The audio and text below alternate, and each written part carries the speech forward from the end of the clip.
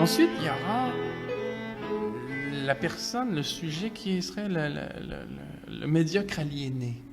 C'est la personne qui croit en ce qu'on lui raconte, et prend le monde tel qu'on lui donne, et n'a pas et ne se donne pas les outils théoriques et critiques qu'il faut pour mettre en perspective ce monde-là, s'en extraire du point de vue de la pensée, l'analyser. Donc c'est quelqu'un qui est, en quelque sorte, qui essaie, en souffrant beaucoup, de faire un avec ce monde-là.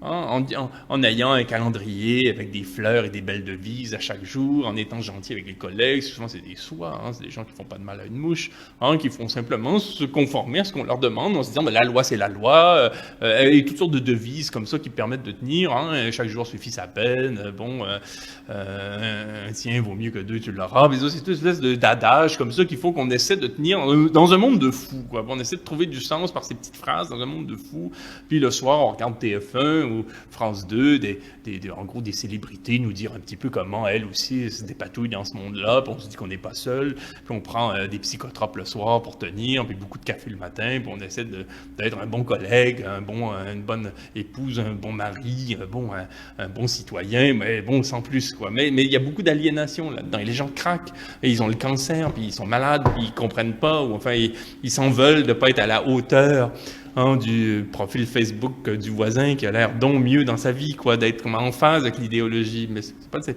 pas des gens mal intentionnés du tout, quoi. Bon, ce serait l'autre figure, une sorte de fiction, quoi, un peu abstraite, là.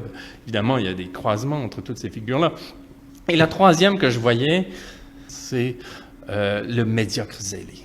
Ça, c'est la personne qui en rajoute, qui a compris, qui se réveille le matin. C'est une personne qui, d'abord, n'a aucun fond en morale, théorique, philosophique, politique. C'est quelqu'un qui se demande d'abord qu'est-ce qu'il faut faire pour être dans les bonnes grâces des plus puissants que soi. Comment se positionner sur l'échiquier, à qui planter des couteaux dans le dos, comment manigancer, comment ruser, quels mots utiliser pour séduire un tel. Ça peut se faire de manière assez placide, on n'a pas besoin d'avoir le couteau entre les dents. C'est simplement une sorte d'instinct parfois qui joue pour se soucier de son positionnement. Et moins on a de conviction morale, moins on a de conviction philosophique, moins on a de pensée sur quoi que ce soit, même sur un plan pratique, là, plus on réussira parce on ne pourra jamais se hisser au rang de la direction avec une attitude comme ça, mais on comptera sûrement parmi les intermédiaires prisés par le pouvoir, parce qu'on est les bénis oui-oui dont le pouvoir a besoin.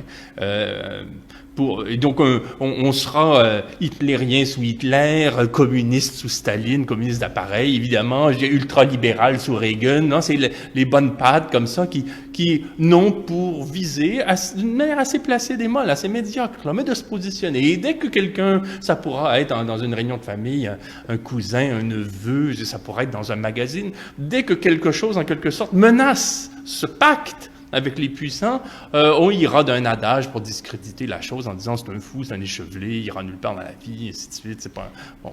Mais du coup, c'est des personnes qui ont un grand avenir. Ah oui, l'avenir est à eux.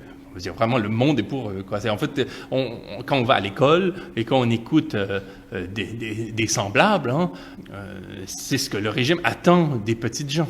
Obéir, savoir ce qu'il faut savoir, ignorer ce qu'il faut ignorer. Et penser mou. Penser mou, jouer le jeu. Jouer le jeu, c'est la devise, quoi. Et se rendre casable, quoi. Se montrer qu'on n'est pas grand-chose, mais qu'on est ce qu'il faut être, quoi. Faut pas que la tête dépasse, mais faut pas qu'elle soit en dessous non plus. C'est ça qui est difficile. Parce qu'être médiocre, c'est quand même exigeant. Et je dirais pas de ces gens-là qui travaillent pas, ou c'est des lâches, ou des paresseux, ou des incapables. Au contraire, des gens qui travaillent beaucoup. L'exemple que je donne souvent, c'est être, je sais pas pourquoi, c'est celui qui me vient en tête, c'est être éclairagiste sur un plateau de TF1. C'est pas donné à n'importe qui. N'importe qui peut pas s'improviser éclairagiste. Il faut avoir des notions, il faut avoir une rigueur, il faut être discipliné, il faut utiliser les bons appareils, il faut les utiliser de la bonne manière. Mais prenez-vous pas pour l'éclairagiste d'un film de Godard. Parce que là, la tête va dépasser, mais il ne faut pas qu'elle soit en dessous non plus, il ne faut pas qu'on soit en retard, qu'on ait oublié de brancher les appareils ou de remplacer les ampoules, je ne sais trop comment ça marche, là. Donc il faut être médiocre. Ouais. Et être médiocre est exigeant. C'est pas facile. Et parce que c'est exigeant, on finit par penser qu'on travaille bien, qu'on n'est pas médiocre parce qu'on travaille et que finalement l'émission tourne rondement. L'animateur de télé ou les invités, les vedettes, bon, là, les célébrités qui passent sont bien éclairées. Alors on a bien travaillé. Alors on n'est pas médiocre. La personne médiocre, pour ces médiocres, ce serait la personne qui ne sait pas travailler. Mais c'est pas ça, être médiocre. Être médiocre, c'est se conformer à des pouvoirs sans réfléchir à ce qu'on fait, quoi. L'avant-dernier, c'est vraiment la figure pour laquelle j'ai le plus de sympathie, c'est la personne médiocre malgré elle.